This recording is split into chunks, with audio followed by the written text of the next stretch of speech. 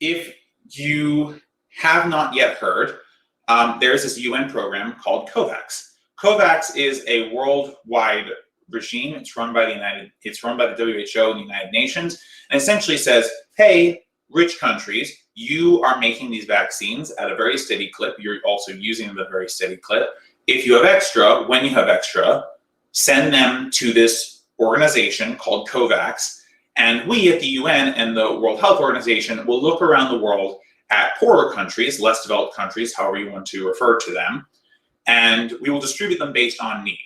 So as you may know from watching last week's episode, of course, the major need in a quote-unquote underdeveloped, quote-unquote poor country is India, right? The case count has exploded there. There's about 300,000 cases per day, about 3,000 deaths per day.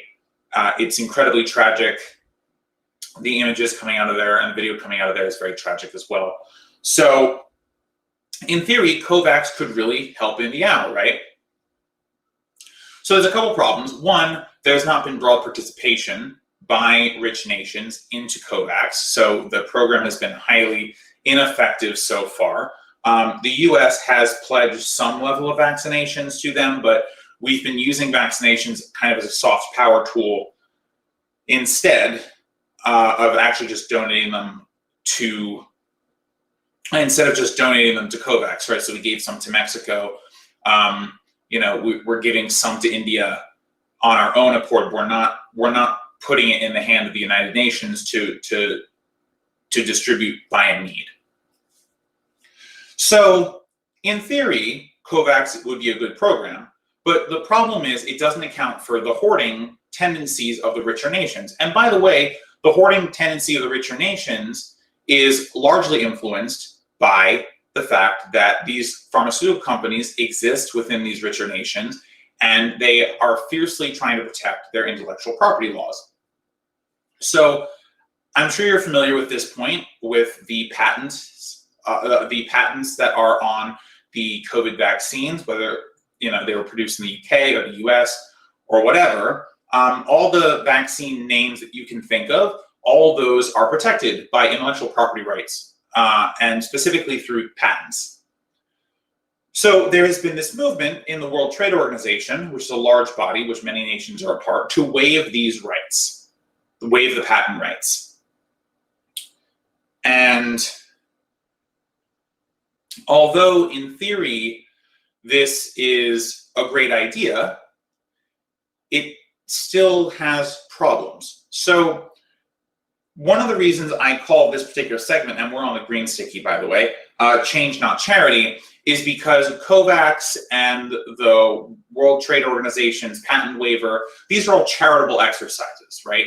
And the truth is that the charity only lasts for as long as the grantor, the person who's giving the charity, is interested in doing it, right?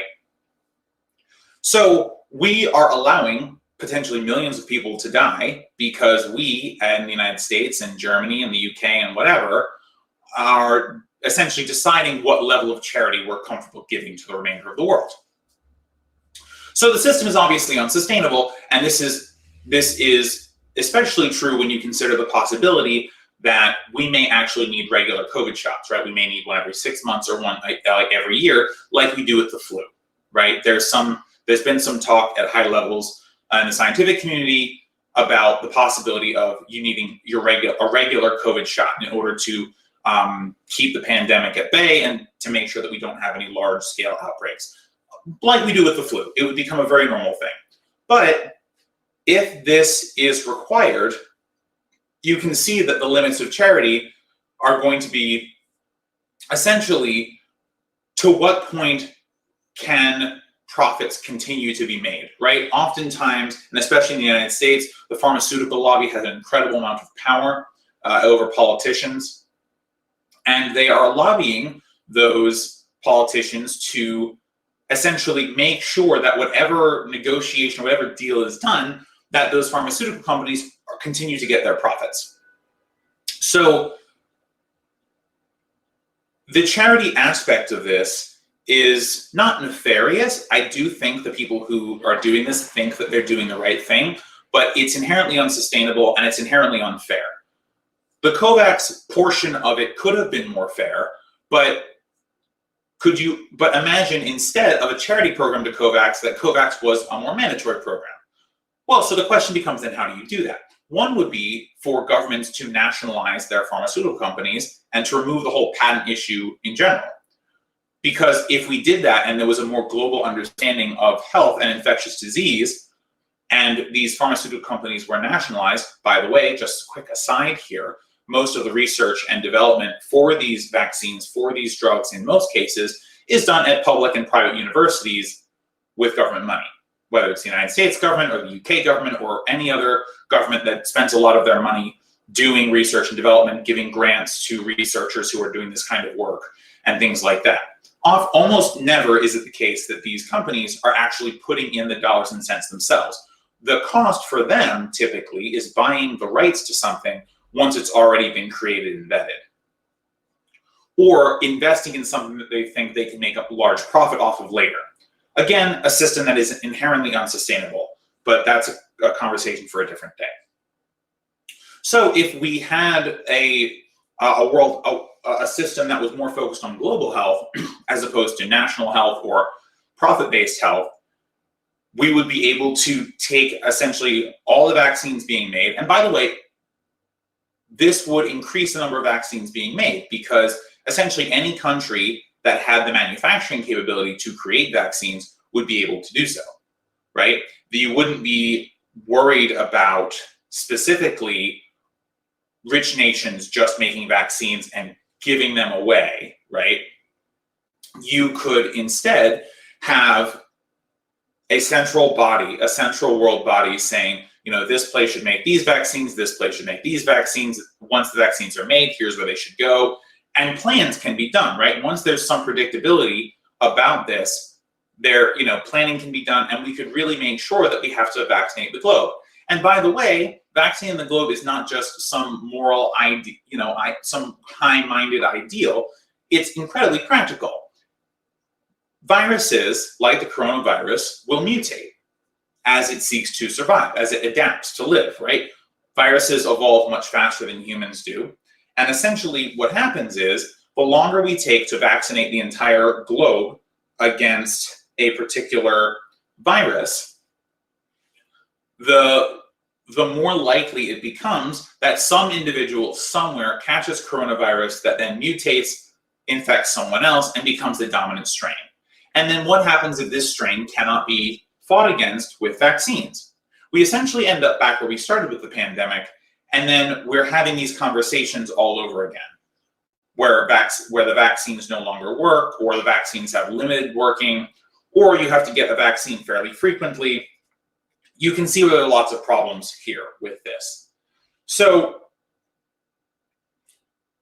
we need to move away from this idea that the whole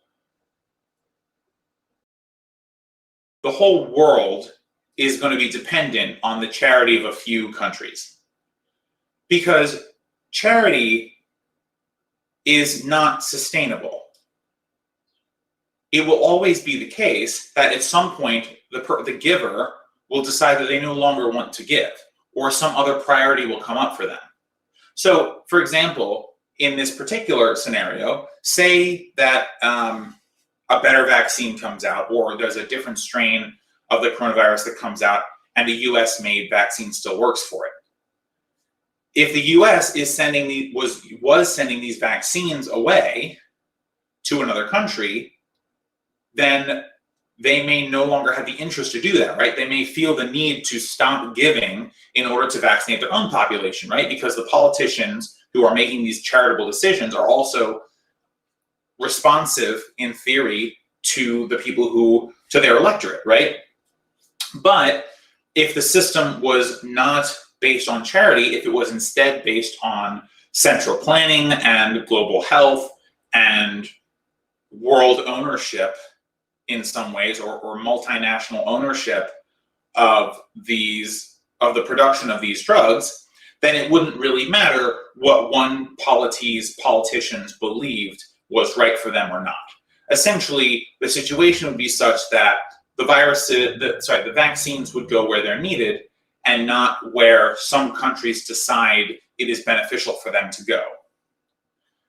Luckily, to go back to my earlier point about us giving vaccines to India, luckily India is an ally of ours. But can you imagine the situation if, say, Iran had this huge deadly outbreak and couldn't control it and couldn't get vaccines? Well, there's a huge part of the world that thinks Iran is the most evil place that has ever been, right? So, but millions of people live in Iran, and many of them have nothing to do with the politics or the government of Iran, much like India, right? But we've decided that Iran is the bad guy. We've decided that Iran is not our ally. So what if an outbreak like this happens in Iran? Do we just allow everyone in that country to die because we say that, well, we're not going to give charity to a country that we don't like? Or even worse, we say, well, actually, now we're going to use this as leverage against you to make you do things that we want, to exercise soft power on you. This is why charity, especially in the case of these vaccines, is unsustainable and unfair. We have the ability to vaccinate the world. We just need to share the technologies with these other countries to create the vaccines, or just share the formulas, right? Some countries have the technology to build a vaccine, they just don't have the formula, right? They don't have the ingredients list, the instructions, what have you. So if we share that, we can get more vaccines created, we can get them where they need to go, and we can vaccinate the world, and we can finally end the coronavirus pandemic. Really, that should be the end goal, not soft power, not particular benefits for certain citizens and things like that. And I'm going to get to, after this, I'm going to get to a story where I talk a little bit about the privilege of some nations over others and the privilege of some people over others with regard to the coronavirus.